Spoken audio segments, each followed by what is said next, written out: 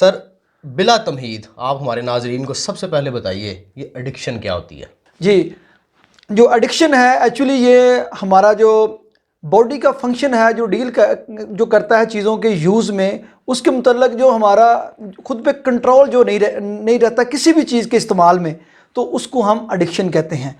ये एडिक्शन कई किस्म की होती है। ये ड्रग्स की भी हो सकती है, ये डिवाइसेस की भी हो सकती है, और ये और भी जो हम मुख्तलिफ किस्म की जो चीज़ें यूज़ करते हैं सोसाइटी के अंदर, उन्हीं के इस्तेमाल के दौरान ये इसका हमें सामना करना पड़ सकता है। ठीक, अच्छा इमरान भाई बताएं कि एडिक्शन और हैबिट में क्या फ़र्क है। जी, जो बेसिकली जो एडिक्शन है ये आपका अपनी बॉडी के ऊपर जो कंट्रोल लूज़ करते हैं, इसको आप किसी भी चीज़ के इस्तेमाल में, या कोई भी आपकी बॉडी का जो आप कोई भी फंक्शन अदा कर रहे होते हैं उस पर कंट्रोल नहीं आपका रहता, इसको तो हम एडिक्शन कहते हैं। लेकिन जो हैबिट है ये आपका एक लाइकलीहुड वाला आपका बिहेवियर है। फॉर एग्जांपल, आपने कोई भी चीज़, आपकी हैबिट अच्छी भी हो सकती हैं और जो कुछ बुरी भी हो सकती हैं, लेकिन ये आपकी बॉडी के कंट्रोल में है, ये अनकंट्रोल नहीं है। आप अपनी हैबिट को कंट्रोल कर सकते हैं, लेकिन जो एडिक्शन है वो अनकंट्रोल है। बस इनकी सिंपल ये इनकी डेफिनेशन ये है कि एडिक्शन जो है वो आपका अनकंट्रोल बिहेवियर है, और जो हैबिट है वो आपका कंट्रोल बिहेवियर है। ठीक, अच्छा इमरान भाई सबसे अहम बात, ड्रग एडिक्शन क्या है और उसकी टाइप्स कौन कौन सी हैं। बेसिकली जो ड्रग एडिक्शन है ये किसी भी जो केमिकल का यूज़ है, लिकर का यूज़ है, जो आपकी बॉडी की फंक्शनिंग को डैमेज करता है। मैं आपको सिंपल बात जो है, एक सिंपल वर्ड हमेशा यूज़ करता हूँ। आपकी जो बॉडी है वो बायो, साइको, सोशल, ये 3 एलिमेंट का मजमूआ है। कुदरत ने आपकी बॉडी को इन 3 जो कनेक्शन के साथ जोड़ा हुआ है। वो चीज़ें, वो लिक्विड या वो केमिकल्स जिनके इस्तेमाल से आपकी बॉडी का जो कनेक्शन है ये जो टूटता है, तो वहाँ पे आके वो चीज़ें इसमें ड्रग एडिक्शन के ज़ुमरे में आती हैं। लाइक बायो क्या है, आपकी बॉडी के जो पूरे जो पार्ट्स हैं, अज़ा हैं, जो इनके आपकी फंक्शनिंग को कंट्रोल करते हैं, ये आपकी बायो है। जो साइको है वो आपके थाट्स हैं, जो आप सोचते हैं, और आपकी सोच और आपकी बॉडी का कनेक्शन है। और तीसरा है आपका इन्वायरमेंट वो आपका एरिया है जहाँ से आप चीज़ों को परसीव करते हैं और अपने थाट्स में लेके आते हैं, और थाट्स आगे आपके न्यूरोट्रांसमीटर्स में जो आपका लिक्विड केमिकल्स आपके माइंड के अंदर या ब्रेन बॉडी के अंदर जनरेट होते हैं, वो बेसिकली इन्वायरमेंट से आते हैं।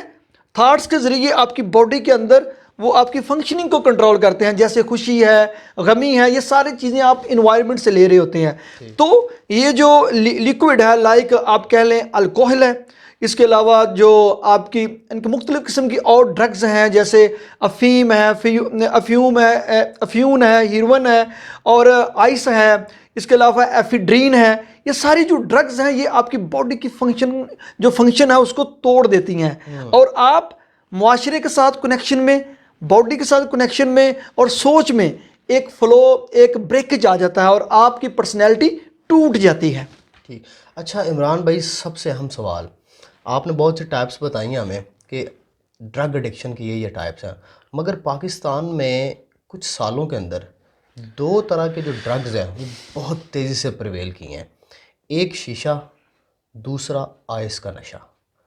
इसके बारे में ज़रा ब्रीफली बताएं। जी, बेसिकली आपकी जो ड्रग्स हैं इसकी बहुत सारी इकसाम हैं, लेकिन हम इनको 2 कैटेगरीज में हम तकसीम करते हैं। एक वो है जो वो ड्रग्स जो आपकी बॉडी को स्टिमुलेट करती हैं, एक्टिव करती हैं। मतलब एक आपकी नॉर्मल आपकी बॉडी है, आप चल रहे हैं, फिर रहे हैं, जो इसको बहुत ज़्यादा एक्टिव कर दे, वो ड्रग्स है। और दूसरी वो है जो आपकी बॉडी को सप्रेस कर दे, आपकी बॉडी की फंक्शनिंग को स्लो कर दे।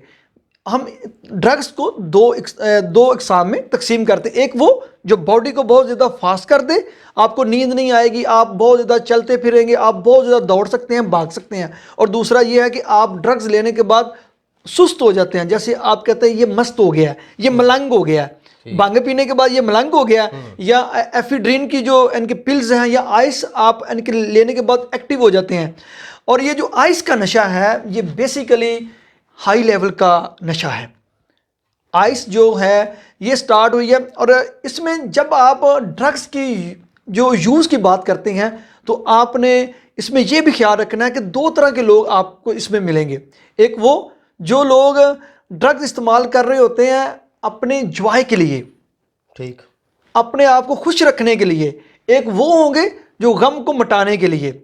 ये जो आइस का आपने बात की है और शीशे की बात की है, ये डायरेक्टली आपके मूड को जॉय की तरफ लेके जाता है, एंजॉयमेंट की तरफ लेके जाता है। और ये वाला जो नशा है, इसने हमारी अपर सोसाइटी के कैसे कैसे चिराग जो हैं वो बुझा दिए हैं। आज आप हुकूमत ने बहुत जगहों पे, जो आपको पता है शीशा क्लब भी बंद हुए और भी बहुत जगहों पे इसके ऊपर काम हुआ, लेकिन ये जो आइस का नशा एक ऐसा केमिकल है आपकी बॉडी के अंदर जब ये जाता है, और इतना डेंजरस आपके जो न्यूरोट्रांसमीटर्स हैं उनको इतना डैमेज आपको करता है कि इसकी रिकवरी सबसे ज़्यादा इस वक्त मुश्किल हुई है। जो हमारे पास पेशेंट्स आते हैं हम उनका ट्रीटमेंट करते हैं स्पेशली। और इसका एक हॉरिबल जो बात इसमें सबसे ज़्यादा है, इसका शिकार कौन है? आपके टीनेजर जी, कॉलेज गोइंग स्टूडेंट जी, आपके वो हैं। और इसका, और पढ़े लिखे लोग, आइस एक आप कह लें फैशनी नशा है।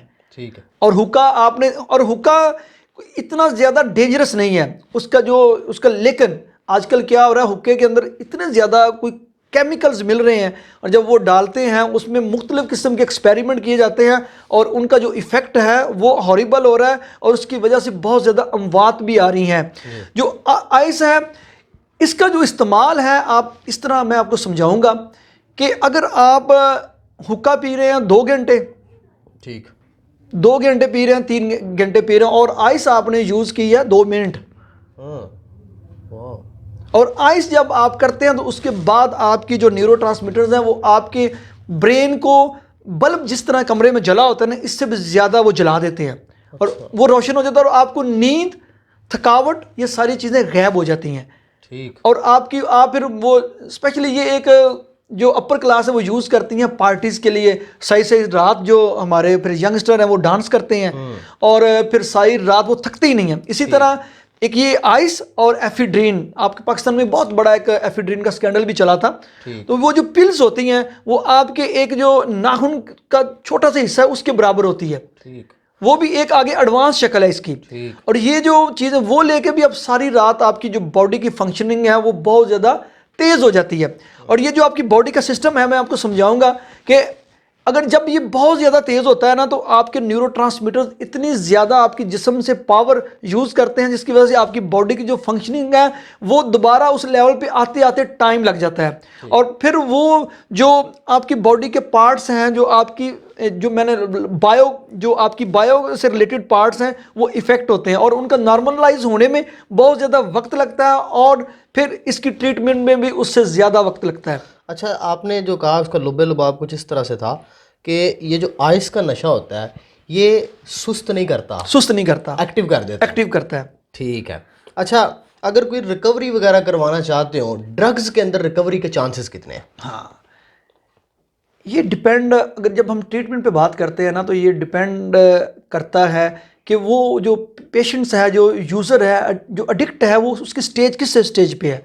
वो उसकी अभी जो उसकी फर्स्ट स्टेज है, इनिशियल स्टेज है, या वो मॉडरेट है, या वो इंतहाई उसकी हालत ख़राब है, लास्ट वाली स्टेज आप जिसे कहते हैं। और एक बात याद रखिए, जो ड्रग्स के पेशेंट्स हैं ये जब तक ट्रीटमेंट में रहेंगे ये ठीक रहेंगे। लाइक इसकी एग्जांपल मैं कोट करूंगा, हमारे मुल्क दुनिया के अंदर जो शुगर के जो आपके जो मरीज़ हैं वो शुगर के मरीज़ हैं, लेकिन जब तक वो उसका ट्रीटमेंट करते रहेंगे वो नॉर्मल ज़िंदगी गुजारेंगे। इंसुलिन लगवाते जब रहते हैं। इंसुलिन लगाते रहेंगे, वो एक जो उसका पैटर्न है मेडिकेशन का वो करते रहेंगे, तो वो ठीक रहेंगे। इसी तरह जो ड्रग्स के जो इनके पेशेंट्स होते हैं, एडिक्ट होते हैं, इनका भी यही हिसाब है। जब तक ये जो ट्रीटमेंट करवाते रहेंगे, वो ट्रीटमेंट का दौरानिया पहले ये होता है कि आपको उसकी कंडीशंस होती हैं, बंदे को देखने के बाद उसको पहले एग्जामिन किया जाता है। एग्जामिन करने के बाद फिर उसका ट्रीटमेंट की मुख्तलिफ जो हमारी थेरेपीज़ हैं,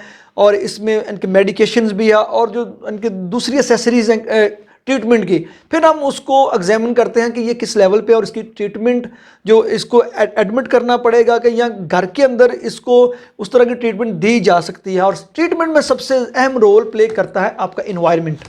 ठीक। अच्छा इमरान भाई, मे भी हमारे सुनने वालों में से कोई ऐसा हो, कोई ऐसा बच्चा हो या कोई ऐसा नौजवान हो जो शीशे का एडिक्ट है या फिर आइस का एडिक्ट है।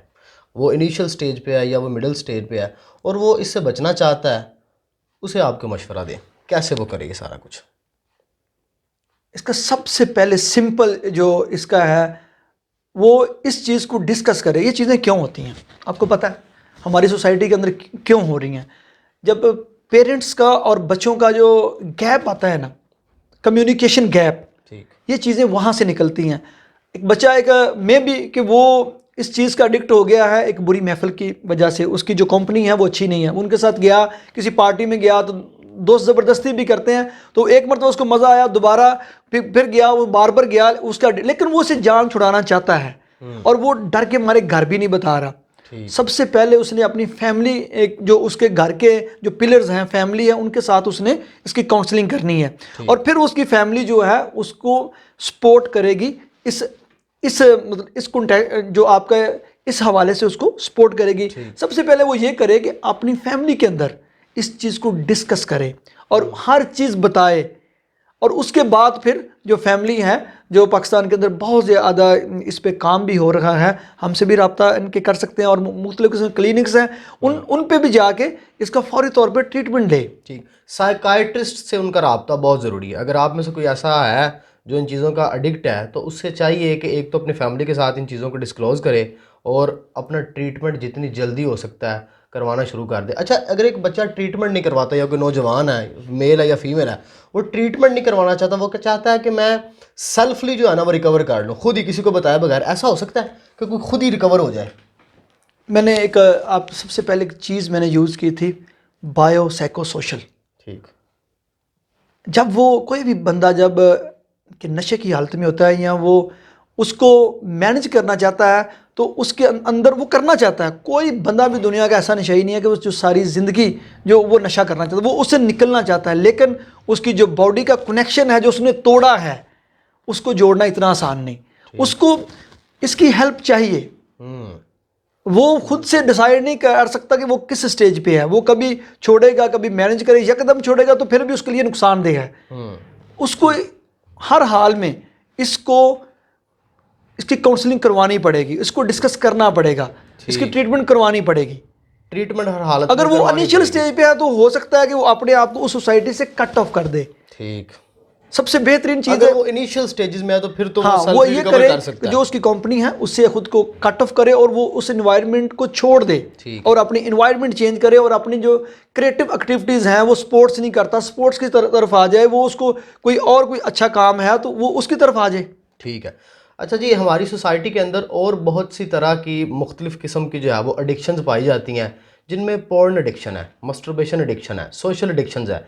इन तमाम इंतहाई अहम एडिक्शंस के ऊपर हम अगले सेशंस में इमरान भाई के साथ गुफ्तगू करेंगे और ये आपको बड़ा ब्रीफली बताएंगे कि पोर्न एडिक्शन क्या होती है, सोशल एडिक्शन क्या होती है, मस्टरबेशन एडिक्शन क्या होती है और क्यों होती है, हमारी सोसाइटी में ये इतनी ज़्यादा क्यों फैल रही है। आप हमारे साथ जुड़े रहिए। अगर आपने हमारे चैनल को सब्सक्राइब नहीं किया तो उसे सब्सक्राइब कर दीजिए और बेल आइकन पर क्लिक कर दीजिए।